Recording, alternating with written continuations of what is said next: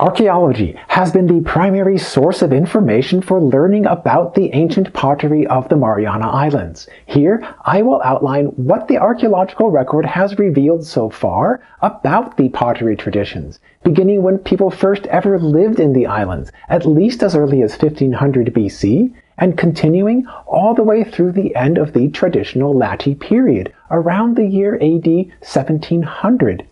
Throughout this impressively long chronological sequence, people made multiple forms and styles of pottery involving differences in the size and the shape, the thickness of the pottery walls, the physical composition of clay and filler material, the use of red slip or other kinds of exterior coating, and the addition of various decorative elements.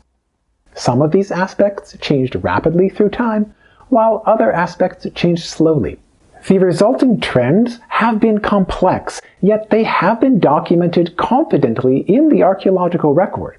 Learning about ancient pottery has been productive for at least two major reasons. First, pottery artifacts have been incredibly abundant in the archaeological sites and layers, and this abundance has allowed for extensive observation, measurement, and recording of the basic physical documentation about the pottery. Second, the pottery artifacts have preserved a wealth of information about the technical choices and the artistic choices that people made when creating the pottery, and therefore the pottery artifacts can reveal a diverse amount of information. Based on the separation of different layers in archaeological excavations, several different time periods have been distinguished, not only for the pottery artifacts but also for everything else in the archaeological record. Generally, each layer refers to a period of a few hundreds of years. Radiocarbon dates reveal the age within a range of time, and then multiple dating efforts can refine the date range. The oldest layers can be defined within a period of about 1500 through 1100 BC. The oldest pottery artifacts mostly were from small pottery bowls. The size rarely was larger than 20 centimeters in diameter. Many of the bowls were much smaller, and they could fit easily inside one hand. In other words, most of the earliest pottery reflected single-serving pieces instead of family-serving or community-serving pieces. Among these earliest small bowls, the most popular shape involved a carinated shoulder. The upper portion above the carination was the most visible part of the bowl, and this part was ideal for adding any decoration where people could see it. At the rim or lip of the bowl, often the top was outcurved. In practical terms, the outcurved shape allowed for easier pouring outward of the bowl's contents. In contrast, the incurved pottery of later time periods would be more effective for holding the contents in the interior. Given the small size of the earliest pottery, the vessel walls potentially could be thinner. They did not need to be thick and robust for the larger vessel sizes that would be produced in much later time periods. In fact, most of the earliest tiny broken pieces show that the pottery walls were less than 2 millimeters in thickness, and some were even thinner than 1 millimeter. The thin pottery walls, and especially the super thin pottery walls, were compressed by using a paddle and anvil technique, and possibly some of the outermost portion was removed by trimming. Another important aspect about the thinness of the earliest pottery was the use of fine-grained sand temper inclusions for the filler material. Most of the temper was made of beach sand, and often this early pottery has been described as calcareous beach sand temper. Although the beach sand was the most easily visible, in fact, the temper as a whole included variable amounts of crushed volcanic rock, quartz, and other minerals. The larger rock inclusions, known in later time periods, would have been too large and even thicker than the pottery walls of the earliest period. Given the small size and the thin walls of the earliest pottery, most of these surviving pieces have been small broken fragments.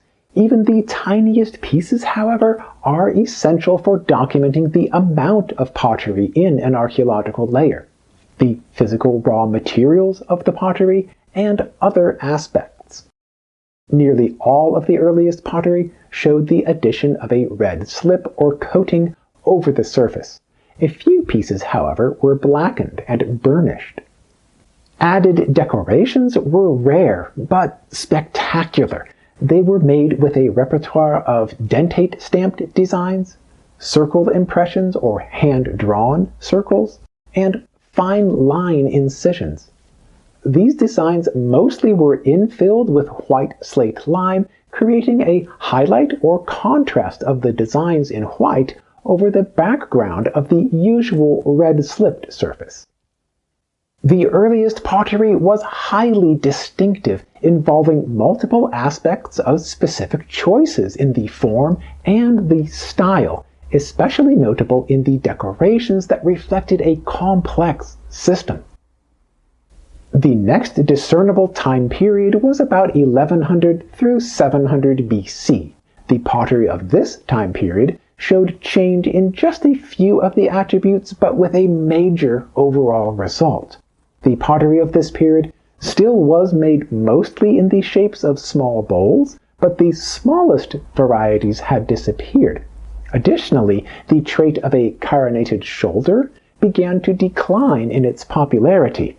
Meanwhile, another slightly larger and open bowl shape began to be produced. The super-thin pottery walls no longer were produced. Instead, the pottery mostly was closer to 5 millimeters in thickness, and some cases were closer to 8 or 10 millimeters. After 1100 BC, the highly distinctive and finely made decorations of the earliest period no longer were produced. Instead, these later decorations included thicker or bolder line incisions and circle-stamped impressions, again highlighted with the white lime infilling. The use of red slip continued, but a small amount of the pottery was plain or non-slipped. After 700 BC, the use of the red slip started to decline more noticeably. By the year 200 BC, the red slip became virtually non-existent in the Mariana Islands, and then it disappeared entirely by about the year AD 1. The pottery now was mostly larger in size, and the overall shapes were variable. Some bowls continued with the previous form of a globular shape with a slightly outcurved top opening, but the more popular form by this time was a larger bowl with a straight-sided or slightly incurved profile.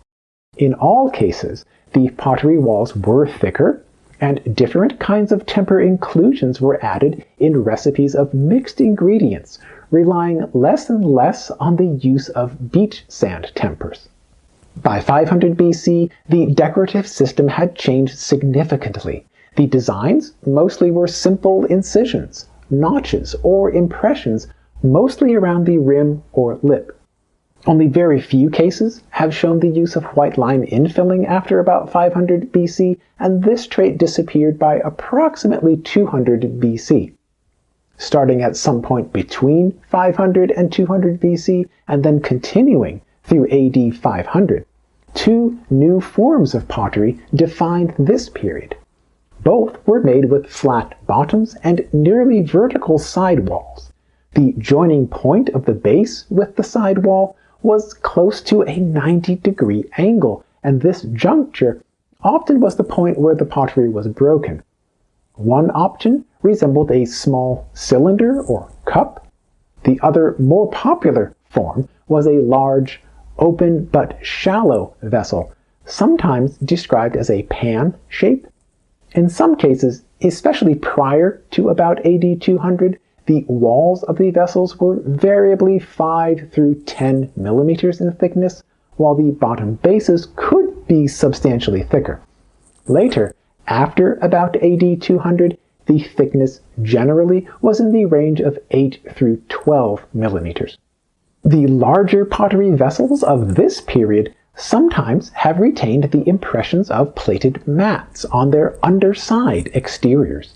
These impressions indicate that before the pottery was fired into its hardened condition, people first had set the wet pots onto plated mats for a period of drying. While these pottery forms gained popularity, a few of the older traditions declined in their popularity until they disappeared by about the year AD 1. The use of red slip disappeared as well. Another additional form of pottery started to gain popularity around AD 100 through 200, and it became most popular after AD 500 and continuing through about AD 1200. This form was a medium size of a bowl, usually about 30 to 40 centimeters in diameter, made with a slightly incurving profile. Additionally, the profile in some cases was slightly thicker toward the rim, and this trait would become more popular later, after the year AD 1000. The walls were substantial, ranging usually 8 through 12 millimeters in thickness. The clay paste and additive temper inclusions were coarse in their matrix and structure. Exterior decoration was virtually absent, except for extremely few instances of simple line incisions. After about the year AD 1000, the pottery resembled the findings that would become typical of the traditional Lati period of the Mariana Islands. This pottery can be found in abundance on the surface today, at places where people last used this pottery during the AD 1600s. The pottery of the Lati period included much larger bowls than ever have been produced during the earlier periods. The diameter in some cases exceeded 1 meter across, indicating a concern with larger amounts of storage for water, food, or serving at the scale of larger family households. This pottery of the Lati period was made with an incurving profile, suitable for retaining whatever were the contents inside the pots.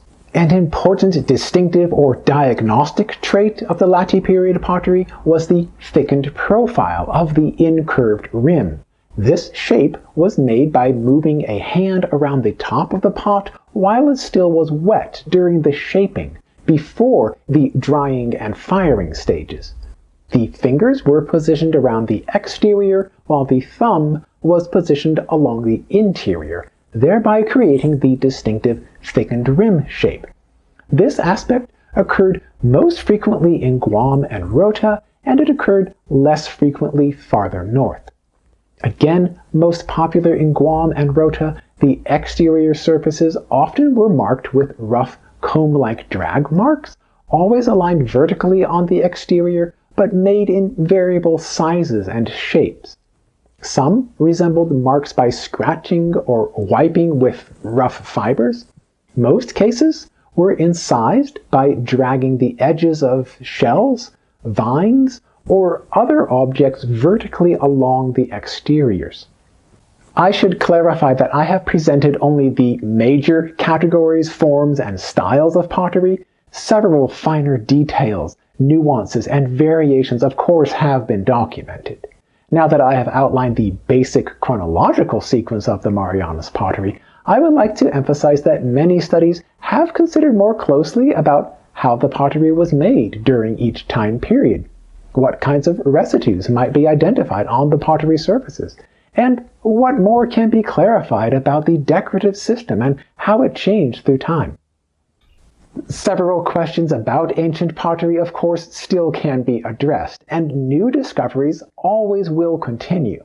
For now, I hope that I have shown the scope of potential knowledge about ancient pottery artifacts. I want to encourage for you to consider what parts are most interesting for you to explore more.